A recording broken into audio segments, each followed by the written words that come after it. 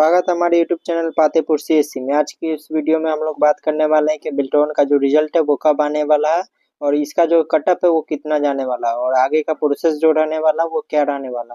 तो चलिए हम लोग फटाफट से इस वीडियो को शुरू करते हैं। सबसे पहले आप देख सकते हैं कि अभी बिल्टॉन का एक ऑफिशियल नोटिफिकेशन जारी हुआ है और पत्रांक संख्या जो देख सकते हैं 2187 है। बिल्टॉन डाटा एंट्री ऑपरेटर परीक्षा 2024 के संबंध में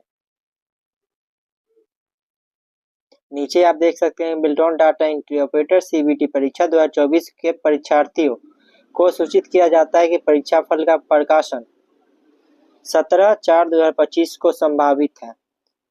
तो ज़्यादा चांस है कि बिल्टॉन डाटा एंट्री ऑपरेटर का जो परीक्षा का रिजल्ट जो है वो 17/4/2025 को आने का संभावित है। तो फटाफट से आप हमारे चैनल को सब्सक्राइब कर ले क्योंकि आगे का जो प्रोसेस है वो यही चैनल पे आपको अपडेट मिलता रहेगा। धन्यवाद।